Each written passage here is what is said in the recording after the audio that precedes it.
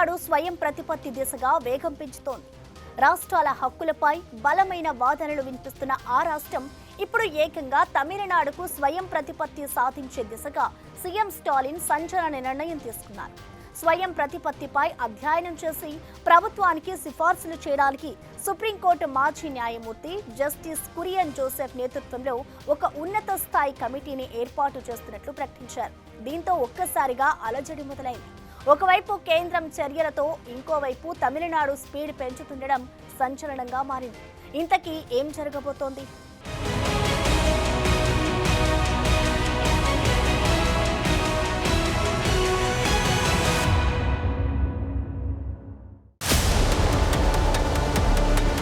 తమిళనాడులో ఏం జరుగుతోంది?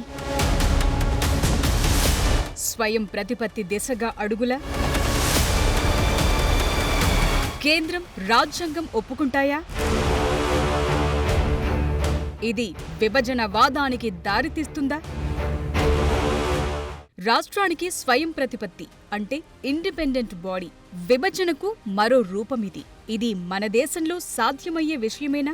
రాజ్యాంగంలో కేంద్రం, రాష్ట్రాల మధ్య స్పష్టమైన నిబంధనలు, అధికారాల విభజన ఉన్నాయి. పరస్పర సహకారం, నమ్మకంతో కథ నడిపించాలి. కానీ అదే మిస్ అవుతోందంటోంది తమిళనాడు. అందుకే సంచలన నిర్ణయం తీసుకుంది. సీఎం స్టాలిన్ అసెంబ్లీలో కేంద్రం పెత్తనాన్ని వ్యతిరేకిస్తూ తమిళనాడుకు స్వయం ప్రతిపత్తి సాధించే దిశగా మొదటి అడుగైతే వేశారు. స్వయం ప్రతిపత్తిపై స్టడీ చేసి ప్రభుత్వానికి సిఫారసులు చేయటానికి సుప్రీంకోర్టు మాజీ న్యాయమూర్తి జస్టిస్ జోసెఫ్ కురియన్ నేతృత్వంలో ఒక ఉన్నత స్థాయి కమిటీని ఏర్పాటు చేస్తున్నట్లు ప్రకటించారు. కమిటీలో అశోక్ వర్ధన్ శెట్టి, ఎం నాగనాథన్ సభ్యులు. శాసనసభలో 110వ నిబంధన కింద ఈ ప్రకటన చేశారు. దీంతో ఒక్కసారిగా అందరి దృష్టి తమిళనాడుపై పడింది. ஊரக வளர்ச்சி, நகர்ப்புற மேம்பாடு என அனைத்தையும் மாநிலங்கள் முன்னெடுத்து செல்கின்றன. ஆனால் அவற்றையெல்லாம் நிறைவேற்றிட தேவையான அதிகாரங்கள் மாநிலங்களிடமிருந்து பறிக்கப்பட்டு ஒன்றிய அரசிடம் குவிக்கப்பட்டு வருகின்றன. ఈ సందర్భంగా స్టాలిన్ చాలా జాగ్రత్తగా మాట్లాడారు. విభజన దిశగా మాట మాట్లాడకుండా కేంద్ర రాష్ట్ర సంబంధాలను మరింత మెరుగుపరిచేందుకే ఈ కమిటీ అంటూ చెప్పుకొచ్చారు. కానీ ఇంటెన్షన్ మాత్రం క్లియర్ కట్ గా కేంద్రానికి అర్థమయ్యేలా బలమైన సిగ్నల్స్ పంపించారు. రాష్ట్రాల హక్కులను హరిస్తోన్న పరిస్థితులు దాపురించాయని, దీనికి సంబంధించి రాజ్యాంగంలోని నిబంధనలను పునఃసమీక్షించాలంటున్నారు. కేంద్ర రాష్ట్ర సంబంధాలపై అమల్లో ఉన్న విధానాలు, చట్టాలు, సహకార సమాఖ్య వ్యవస్థను బలోపేతం చేయాల్సిన అవసరం ఉందంటున్నారు. ఈ కమిటీ 1971లో ఏర్పాటైన జస్టిస్ రాజమన్నార్ కమిటీ సిఫారసులను కూడా పరిగణలోకి తీసుకుని వచ్చే ఏడాది జనవరిలో మధ్యంతర నివేదికను సమర్పిస్తుందని, 2 ఏళ్లలో సమగ్రమైన నివేదికను రూపొందిస్తుందని స్టాలిన్ వివరించారు. ఇటీవలి కాలంలో రాష్ట్రాల హక్కులను కేంద్రం హరించివేస్తోందని, రాష్ట్రాల జాబితాలోని వైద్య, న్యాయ, ఆర్థిక శాఖలను ఉమ్మడి జాబితాలోకి మార్చే ప్రయత్నాలను వేగవంతం చేసిందని స్టాలిన్ ఆరోపించారు. రిపోర్టు వచ్చాక ఏం జరుగుతుందన్నది ఆసక్తికరంగా మారిన విషయం. ఇదంతా కేంద్రానికి వ్యతిరేకంగా తమిళనాడు అసెంబ్లీ ఎన్నికల ముందు జరుగుతున్న మ్యాటరా, లేదంటే కమిటీతో కథ మార్చాలనుకుంటున్నారా అన్నది చర్చనీయాంశంగా మారింది.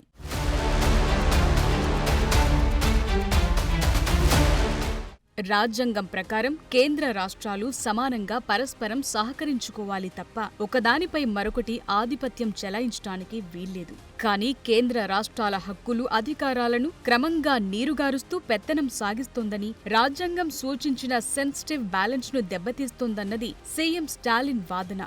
బలహీనమైన రాష్ట్రాలతో బలమైన కేంద్రాన్ని నిర్మించడం సాధ్యమేనా అన్నది ఆయన సంధిస్తోన్న ప్రశ్న. స్వయం ప్రతిపత్తి డిమాండ్ అనగానే ఇదేదో తమిళనాడు సంక్షేమం కోసం, అధికార వికేంద్రీకరణ, నిధుల కోసం ఒత్తిడి తేవటం కాదని, దేశ ప్రజల విశాల ప్రయోజనాలను దృష్టిలో ఉంచుకుని ఒత్తిడి తెస్తున్నామని గుర్తు చేస్తున్నారు. రాష్ట్ర స్వయం ప్రతిపత్తిపై గళం విప్పుతోన్న తొలి రాష్ట్రం తమిళనాడు అంటూనే భిన్నత్వంలో ఏకత్వం ఆధారంగా పనిచేస్తోన్న భారత్లో అన్ని రాష్ట్రాల హక్కులను పరిరక్షించడమే కమిటీ ఏర్పాటు ఉద్దేశమని స్ట్రాటజిక్ గా చెప్తున్నారు.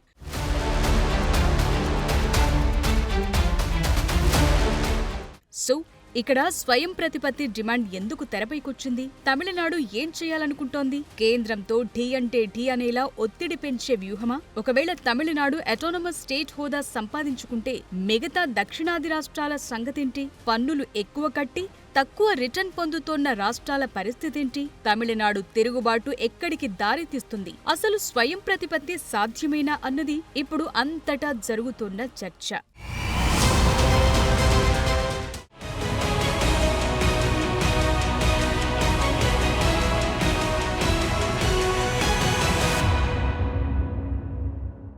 స్వయం ప్రతిపత్తి కోసం తమిళనాడు ఏకంగా కమిటీ వేయడానికి దారితీసిన పరిస్థితులు ఏంటి? ఓవైపు గవర్నర్తో రోజు వివాదాలు, భాషా వివాదం, నేషనల్ ఎడ్యుకేషన్ పాలసీ, నిధులు, రాష్ట్రాల హక్కుల్లో చొరబాటు ఇవన్నీ అగ్నికి ఆజ్యం పోసినట్లయ్యాయి. రాష్ట్రానికి అటానమస్ స్టేట్ ఇవ్వడం కుదురుతుందా? స్టాలిన్ పెంచుతున్న ఒత్తిడి వర్కౌట్ అవుతుందా? మిగతా దక్షిణాది రాష్ట్రాల పరిస్థితి ఏంటి?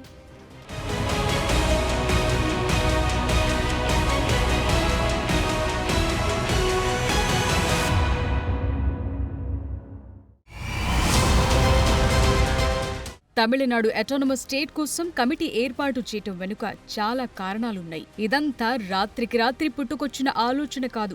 వాటిని ఒక్కొక్కటి డీకోడ్ చేద్దాం. తమిళనాడు పన్నుల రూపంలో 100 రూపాయలు కేంద్రానికిస్తే తిరిగి తీసుకుంటున్నది 30 రూపాయలే. ఇక్కడ నిధుల సవాల్. ప్రతి బిల్, ప్రతి అడుగులో గవర్నర్ ఆటంకాలు. ఇక్కడ కేంద్రం ప్రతినిధిగా రాజ్యాంగ పదవిలో ఉన్న గవర్నర్తో సవాల్. ఇటీవలి సుప్రీంకోర్టు సంచలన తీర్పుతో తమిళనాడు అటానమస్ ఆలోచన దిశగా అడుగులు వేయటానికి దారితీసింది. జాతీయ విద్యా విధానంలో భాగంగా త్రిభాషా విధానం అమలు మరో సవాల్. రాష్ట్ర పరిధిలో ఉన్న వ్యవస్థలపైన కేంద్రం జోక్యం ఇది మరో సవాల్. ఇవన్నీ ఒకదానికొకటి తోడై స్వయం ప్రతిపత్తి కోసం సిఫారసులు ఇవ్వాలని ఏకంగా ఓ కమిటీ ఏర్పాటుకు దారితీసినట్లయింది. తమిళనాడులో స్వయం ప్రతిపత్తి కోసం ఇలా కమిటీ ఏర్పాటు చేయటం ఇదే తొలిసారి కాదు. 50 ఏళ్ల క్రితం నాడు సీఎంగా ఉన్న కరుణానిధి పివి రాజమన్నార్ నేతృత్వంలో 1969లో కమిటీ ఏర్పాటు చేశారు. కేంద్ర రాష్ట్ర సంబంధాలను పరిశీలించి 1971లో రిపోర్ట్ ఇచ్చింది. ఇందులో రాష్ట్రాలకు ఎక్కువ స్వయం ప్రతిపత్తిని కల్పించేందుకు ఆ కమిటీ సిఫారసులు చాలానే చేసింది. ఆర్టికల్ 263 ప్రకారం అంతర్రాష్ట్ర మండలిని ఏర్పాటు చేయాలని, ఈ మండలిలో ప్రధాని చైర్మన్ గా అన్ని రాష్ట్రాల సీఎంలు సభ్యులుగా ఉండాలంది. రాష్ట్రాల ప్రయోజనాలను ప్రభావితం చేసే జాతీయ ప్రాముఖ్యత కలిగిన బిల్లులను ఈ మండలిలో చర్చించాలన్నది ప్రధాన సిఫారసు. అంతేకాదు కేంద్రం నుంచి రాష్ట్రాలకు ఆదేశాలు జారీ చేసే అధికారాన్నిచ్చే ఆర్టికల్స్ 256, 257, 339(2)లను రాజ్యాంగం నుండి తొలగించాలంది కమిటీ. రాష్ట్రాలకు ఎక్కువ ఆర్థిక స్వయం ప్రతిపత్తి కల్పించేందుకు కార్పొరేషన్ ట్యాక్స్, కస్టమ్స్, ఎగుమతి సుంకాల వాటా పెంచాలంది. All India services, IAS, IPS, IFS ను రద్దు చేసి కేంద్ర రాష్ట్ర సర్వీసెస్ ను వేరుగా ఉంచాలంది.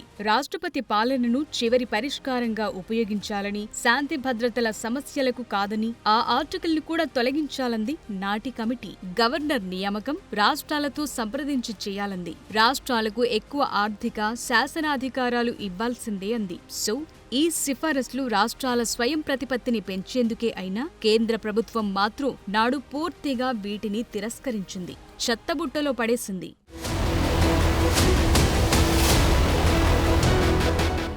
సో అది కరుణానిధి జమానా. కానీ ప్రస్తుత సీఎం స్టాలిన్ మాత్రం కథ మరోలా నడిపిస్తున్నారు. నిజానికి తమిళనాడు స్వయం ప్రతిపత్తి అడగటానికి చాలా కారణాలున్నాయి. ఈ రాష్ట్రంలో భారత్లో అభివృద్ధి చెందిన రాష్ట్రంగా ఉంది. ఈ డిమాండ్ రాజ్యాంగ, ఆర్థిక, సాంస్కృతిక, రాజకీయ కారణాల మిక్స్డ్ గా ఉంది. హిందీ భాష ఆధిపత్యానికి వ్యతిరేకంగా దక్షిణ భారత గుర్తింపును బలోపేతం చేసేలా పెరియార్, అన్నాదురై టైంలోని ద్రవిడనాడు ఉద్యమం వచ్చింది. సో ఆర్థిక అసమానతలు, రాజ్యాంగ అధికారాల విభజన, సాంస్కృతిక, భాషా గుర్తింపు, రాజకీయ సాధికారత ఈ డిమాండ్ వెనుక కీలకంగా ఉన్నాయి. వీటిని ఇంకాస్త క్లారిటీగా చూద్దాం. దేశ జీడీపీలో తమిళనాడు కీ రోల్ పోషిస్తోంది. అయితే తన ట్యాక్స్ ఆదాయంలో తక్కువే తీసుకుంటున్నామన్న ఆవేదన ఉంది. 100 రూపాయలు కేంద్రానికిస్తే 30 రూపాయలు తిరిగి తీసుకుంటోంది. జీఎస్టీ అమల్లోకొచ్చిన తరువాత ఇది మరింత సమస్యగా మారిందన్నది తమిళనాడుదే కాదు, తెలంగాణ, ఇతర దక్షిణాది రాష్ట్రాల వాదన కూడా.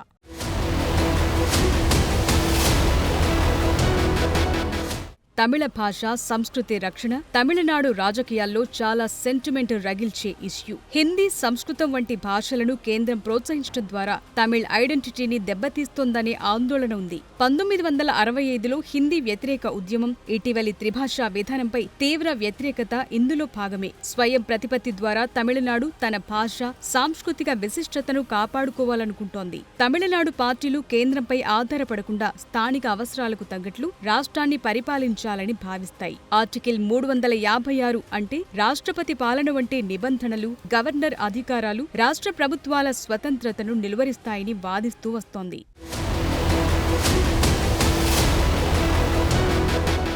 2021లో డీఎంకే అధికారంలోకొచ్చిన తరువాత ఈ అటానమస్ డిమాండ్ మరింత బలపడింది. సీఎం ఎంకే స్టాలిన్ రాష్ట్రాల ఆర్థిక, శాసనాధికారాలను పెంచాలని కేంద్రంపై ఒత్తిడి చేస్తున్నారు. వీటికి తోడు కేంద్రం ఏకపక్షంగా తీసుకుంటున్న నిర్ణయాలు, సీఏఏ, వ్యవసాయ చట్టాలపై రాష్ట్రాల అభిప్రాయాలను పరిగణలోకి తీసుకోలేదని తమిళనాడు గుర్తు చేస్తోంది.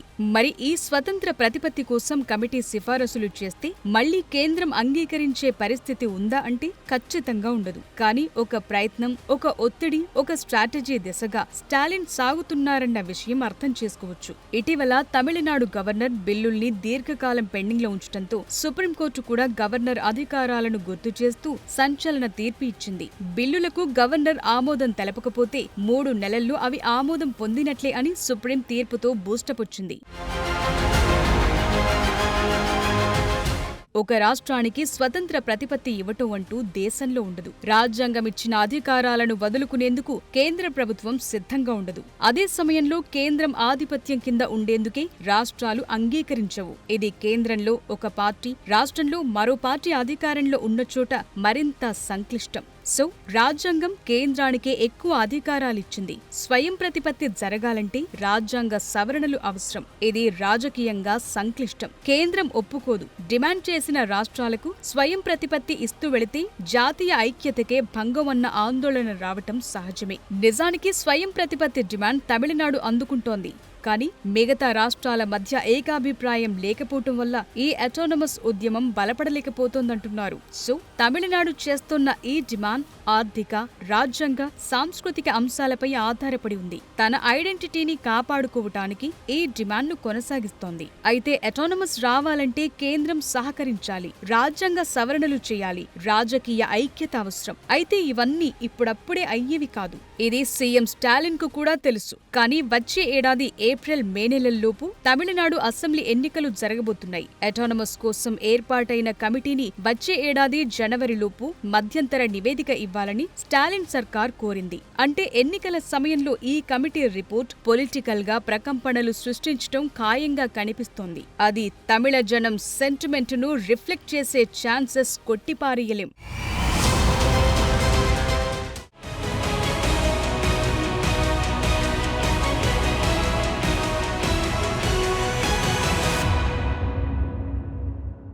తమిళనాడు చేస్తున్న ప్రయత్నం కేంద్రంపై ఒత్తిడి తేవడానికి, కేంద్రం ఆధిపత్యాన్ని తగ్గించడానికి.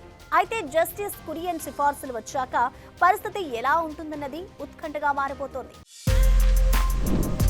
For more videos like this, subscribe Big TV channel.